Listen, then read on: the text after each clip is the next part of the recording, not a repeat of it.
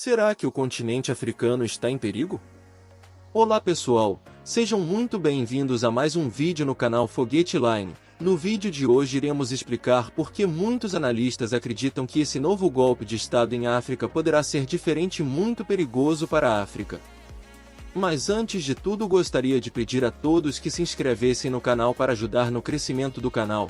Esse canal trata sobre vários assuntos que envolvem desporto, investimento, finanças, geopolítica e importantes informações internacionais.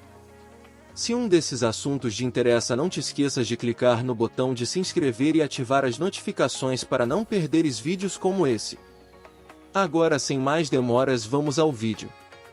Bem, depois dos golpes de Estado em Mali, Burkina Faso, Chad e Níger, chegou a vez de Gabão. Mas antes vamos voltar um pouco para entender o que aconteceu em Gabão. O Gabão foi às urnas para eleger o seu parlamento e o seu presidente nas primeiras horas da manhã de quarta-feira, dia 30 de agosto, após muitos dias de contagem.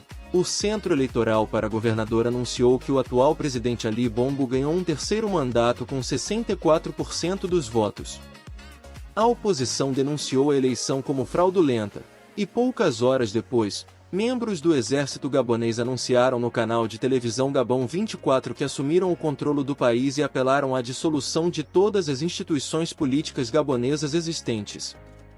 Este é o mais recente de uma série de golpes militares que varreram as antigas colônias francesas em África. E isso não é bom para a estabilidade política da África Ocidental. Portanto, neste vídeo, vamos dar uma vista de olhos aos bons títulos pós-história colonial, ao que aconteceu e até que ponto isto poderia acelerar a desestabilização de toda a região. E mais uma vez, antes de começarmos, se ainda não o fez, considere se inscrever e tocar o sino para ficar por dentro e ser notificado quando lançarmos novos vídeos. Então, vamos começar com um pouco de contexto. Tal como muitos dos países que sofreram recentemente golpes militares, o Gabão é um país da África Ocidental que costumava ser uma colônia francesa. Ganhou a sua independência em 1960 e foi originalmente considerado um dos países politicamente mais estáveis da região. Era relativamente rico graças às suas reservas de petróleo no valor de 2,5 milhões de barris e era um dos poucos países africanos que exportava mais produtos do que importava. O Gabão é em muitos aspectos um estado petrolífero. Ainda hoje, as receitas do petróleo representaram 80% de todas as exportações, 45% do PIB e 60% das receitas do governo. De qualquer forma, quando o Gabão se tornou independente havia basicamente dois partidos políticos, Partido Democrático Gabonês liderado por Léon Mba e a União Democrática e Social do Gabão, liderada por Jean-Hilaire Albey. Léon Mba venceu as primeiras eleições em 1961 e tornou-se presidente, nomeado Jean-Hilaire como ministro do Estrangeiro, mas o sucesso democrático do Gabão durou pouco, e em 1964, os militares gaboneses deram um golpe de Estado, substituindo Léon Mba pelo Jean-Hilaire. Infelizmente para Albey, o golpe foi derrubado 3 dias depois que os militares franceses intervieram em nome de Léon Mba, que posteriormente condenou Albey a 20 anos de trabalhos forçados e exílio. Embora Albey aparentemente não estivesse envolvido no planejamento do golpe e não sabia que isso iria acontecer, ele teve que pagar pelas consequências. Marcado pela experiência do golpe, Mba começou a consolidar seu poder, mas morreu em 1967. Ele foi sucedido por seu vice-presidente Albert Bernard Bongo, que se tornaria Omar Bongo em 1973 depois de se converter ao Islã a conselho do coronel Muammar Gaddafi da Líbia. Em 1968, Bongo anunciou que o Gabão havia se tornado um estado de partido único, dissolveu o Bloco Democrático e criou seu próprio partido, ironicamente chamado de Partido Democrático Gabonês. Omar Bongo governou o Gabão continuamente por quase 42 anos até a sua morte em 2009. Bongo foi pressionado pelo público a permitir que outros partidos políticos concorressem a cargos públicos em 1990. Mas as eleições foram claramente prejudicadas por alegações generalizadas de fraude eleitoral, e Bongo era um operador político experiente. Ele conseguiu afastar todos os políticos da oposição enquanto utilizava as reservas de petróleo do país para mantê-los ao lado. Bongo também contou com o apoio da França, em parte porque deu permissão para empresas petrolíferas francesas os direitos privilegiados para explorar as reservas de petróleo do Gabão.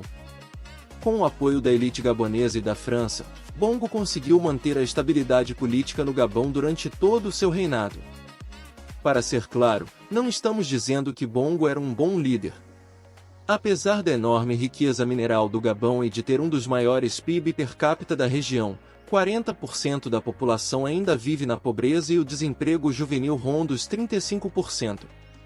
No entanto, vale a pena notar que o Gabão desfrutou de um grau impressionante de estabilidade política, especialmente quando comparado com os seus vizinhos, o que torna o recente golpe ainda mais preocupante. De qualquer forma, a morte de Bongo em 2009 desencadeou uma eleição presidencial, que aparentemente foi vencida por seu filho e ex-ministro da Defesa Ali Bongo, que foi reeleito em 2016. Ambas as vezes a eleição foi marcada por alegações de fraude eleitoral, provocando protestos de curta duração em todo o país. Bongo definitivamente trapaceou nas eleições de 2016, que aparentemente venceu por menos de 1,5% depois de aparentemente ganhar 95,5% dos votos em sua província natal e perdido em quase todas as outras cidades. Então você entendeu claramente que Bongo Júnior não é realmente popular no Gabão. Isto deve-se provavelmente em grande parte ao facto da queda dos preços do petróleo e o subinvestimento na indústria petrolífera do Gabão terem reduzido as receitas petrolíferas e provocado a estagnação da economia desde que ele chegou ao poder. Elementos militares tentaram um golpe em 2019, depois que Bongo sofreu um derrame, mas foi rapidamente parado pelos serviços de segurança. De qualquer forma, isso nos leva ao sábado, quando o Gabão foi às urnas para decidir se daria ou não um terceiro mandato a Bongo. O principal oponente dos Bongos desta vez foi a Coalizão Alternância 2023 e seu candidato presidencial Albert Ondevasa, um ex-ministro da Educação de Bongo Sênior, mesmo antes da abertura das urnas. A oposição reclamava que o novo sistema eleitoral que foi aprovado às pressas por Bongo no início deste ano, que beneficiaria injustamente o partido no poder, tanto porque é demasiado confuso, principalmente pelo facto que os candidatos presidenciais só precisam de uma pluralidade de votos na primeira volta para vencer. E o facto de ele ter suspendido certas emissoras estrangeiras, ter cortado o acesso à internet e ter imposto um toque de recolher em todo o país após a votação.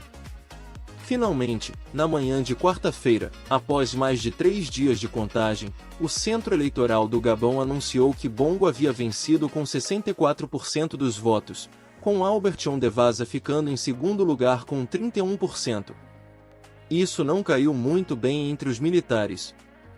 E nas primeiras horas da manhã de quarta-feira, um grupo de oficiais militares superiores que se autodenominam Comitê de Transição e Restauração das Instituições, anunciaram na televisão gabonesa que tinham tomado o poder e que os resultados das eleições seriam cancelados, com todas as fronteiras a serem fechadas até novo aviso e as instituições estatais dissolvidas no momento da redação deste documento.